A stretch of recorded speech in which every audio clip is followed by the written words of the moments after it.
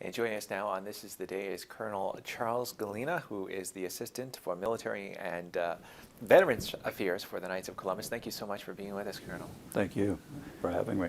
And we're here to talk about a great program that the Knights of Columbus does with the Archdiocese Military Services, the Warriors for Lourdes program, pilgrimage that is.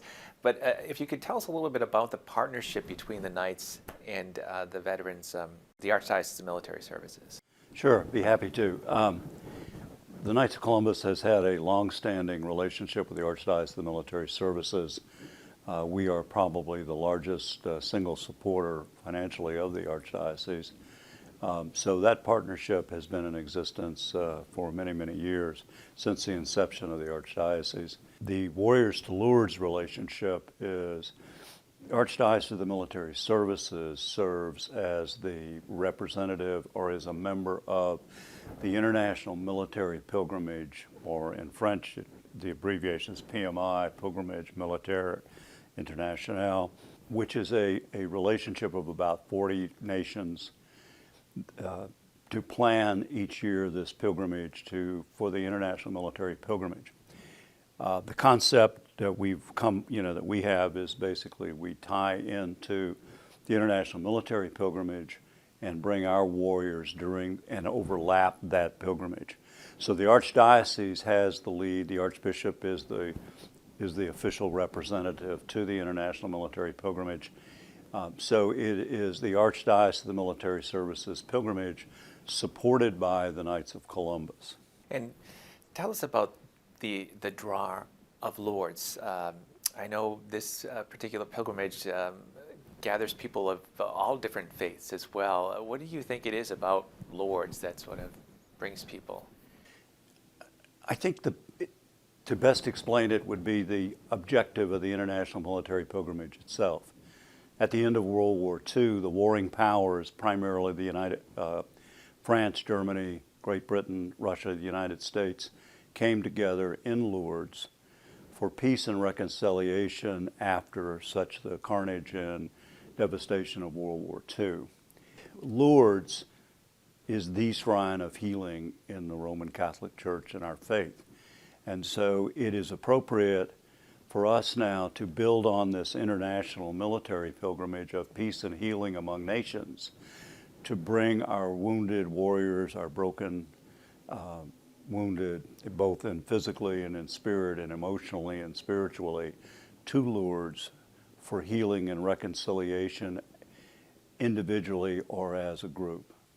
And so the healing powers of Lourdes, the 69 confirmed pilgrimages of Lourdes, but more importantly, it's bringing that peace and reconciliation that these individual military personnel, their families get by coming in.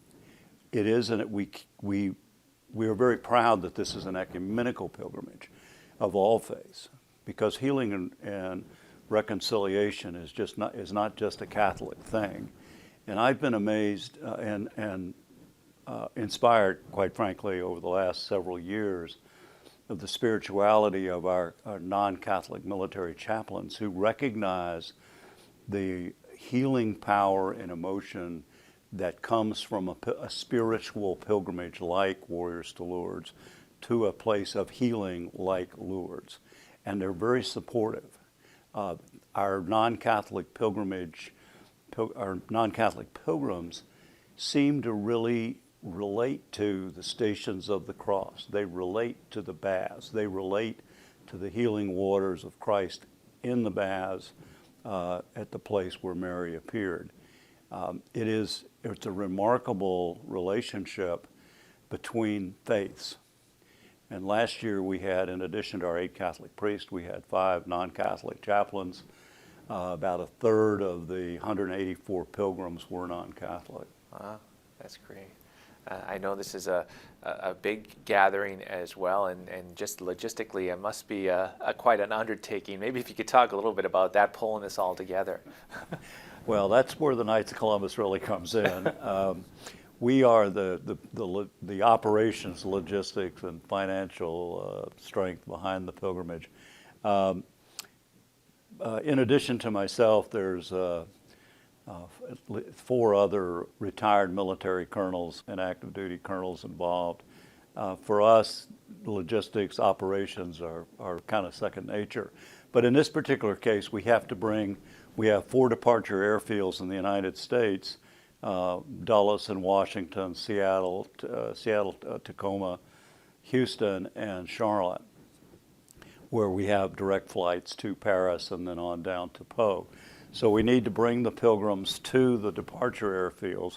So the first step is to get them from, say, Chicago or somewhere in Iowa or Omaha, Southern California, various places out west to these departure airfields. So we actually take care of all of their transportation from the time they reach the nearest local airport that can get them to one of the 4 airports. We book the hotels in Lourdes. We have 2 pilgrim hotels in Lourdes, and it's room and board. So we cover all expenses for each of the pilgrims across for the full extent of the pilgrimage. But yes, and then once we get them from Paris, we've got to get them on a flight down to Po, which is the regional airport closest to Lourdes.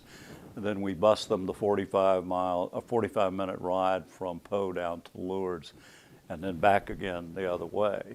It's a little more complicated when you're moving some of our pilgrims who are, especially our wounded warriors who are in electronic wheelchairs or need wheelchair support, especially going from the main terminal in Dulles to Charles de Gaulle to the departure field there to the departure terminal down to Po.